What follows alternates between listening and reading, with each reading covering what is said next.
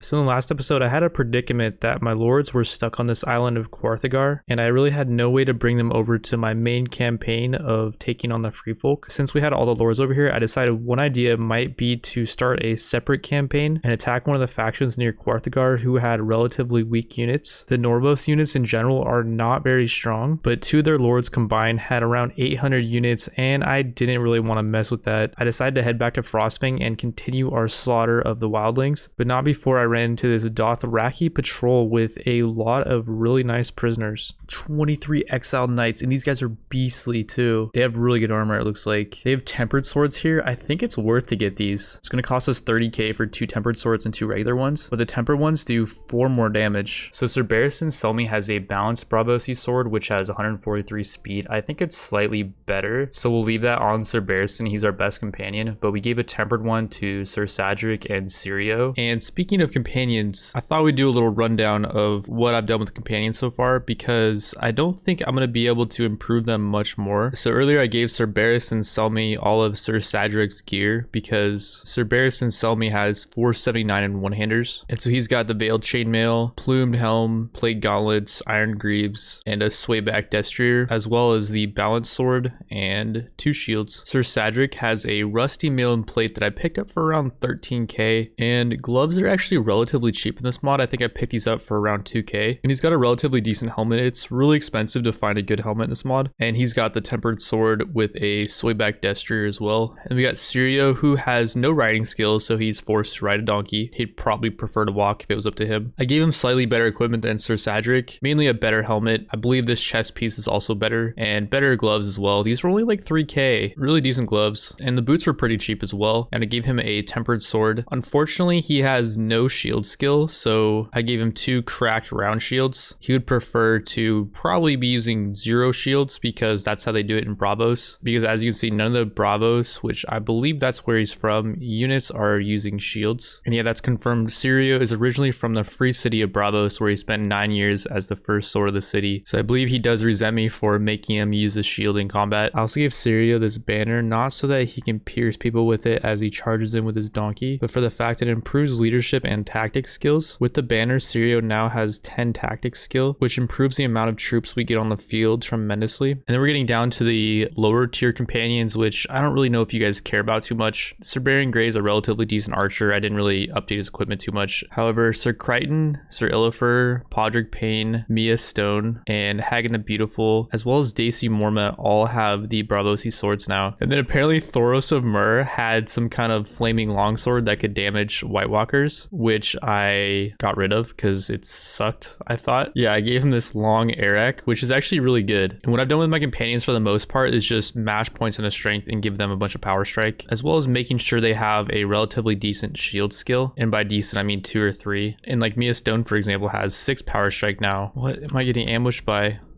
What, peasants? Being ambushed by peasants. And I like how we get ambushed, but I'm the one that has to look for my attacker to be able to retreat. Like, I can't leave. That's him out there. That's kind of creepy, dude, honestly. There's one peasant woman just standing on the other side of the castle, by the way. We had to walk through the entire castle, which it probably took at least like 5 minutes to walk to where we are now. I think the plan is we just go for Then, then maybe consider taking on the Night's Watch. So I picked up some more of these spies, and one thing we can do with them is we can send them into Frostfang's camp, for example. And I think you can do this anywhere. I believe it will raise relation with the camp, and holy crap, our wages are insane. 24k.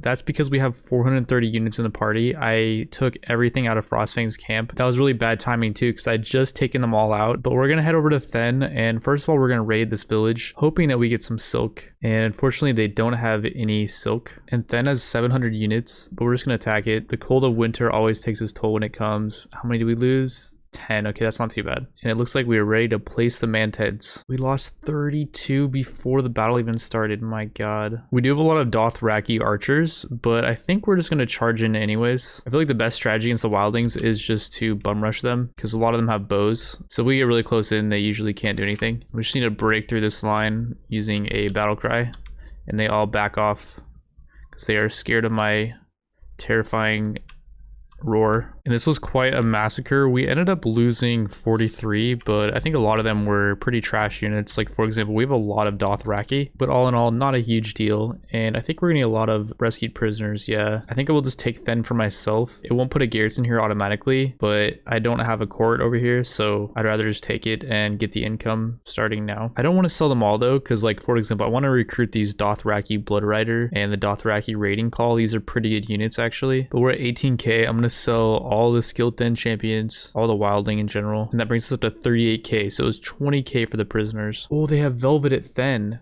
Who would have thought the wildlings would have velvet? This is a great turn of events. Now we can move our court over here, and I'm gonna enlist a patrol. I did it from my castle at Quarthagar, and I only got 50 units out of it, but they were Riverlands units. When I had the Dothraki culture, it gave me 150 units. So I'm wondering if you have the Dothraki culture, you get more units from doing the patrol. And yeah, it looks like the Dothraki might just get way more units. So we may stick with the Dothraki culture, because Riverland units really aren't all that good. Like, neither are the Dothraki, but I would way rather have 150 Dothraki over 50 of these Riverlands units. And the only units that I really like that much about this patrol is the 15 rangers and the 9 men-at-arms. But like, I don't care about the standard bearers, the trumpeters, or the levies. And we have 518 company size now. I think that has something to do with the fact that we just took another town. We're gonna leave 90 units at Then, and we're gonna head over and try to grab some tools from the Night Watch, and then we might consider attacking them because they're really kind of in our way right now, and we have nowhere to really attack, and the Night's Watch has some tools for us. And Lady Val is actually at Frostfang's camp. I don't know how she got over here. And we're gonna move our court to Frostfang's camp as well. And so we picked up this Dothraki Bloodrider. He costs 112, and his archery isn't even all that good.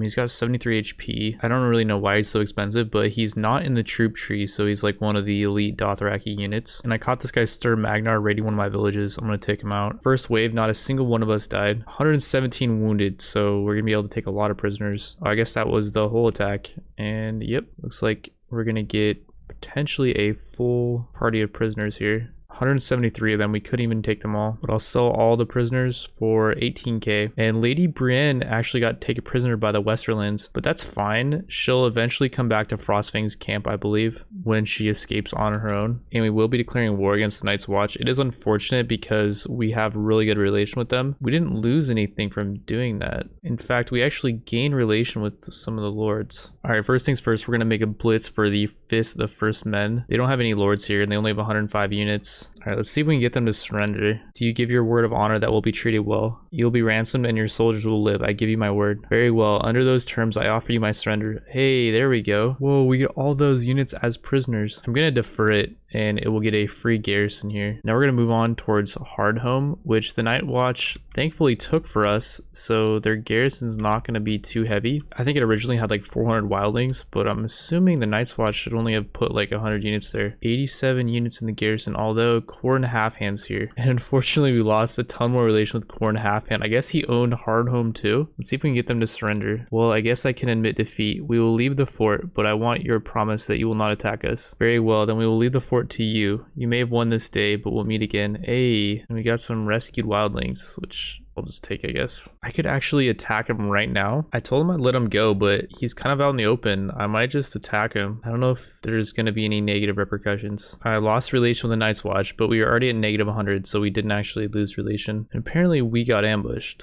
Okay, ambush defense. We get way more units on the field still though, even though they ambushed us. So I guess it really had nothing to do with the amount of units we get. I think it's just they get like a height advantage. And honestly, it's looking like their units might even be weaker than the wildlings potentially, because they have no shields. So once we get into like their lines, they can't stop us from slaying them, although they do have pretty decent weapons, but their one-handers do kind of hurt. The wildlings didn't have as good as weapons, I think. And yeah, that time we lost 15, so they did do a little bit of damage to us. We should have lied to them about letting them go. I'm surprised there was no negative repercussions for that. I woke with a horrible toothache. Maybe that's karma. Lady Val is now out in the field. I wonder if she'll follow us.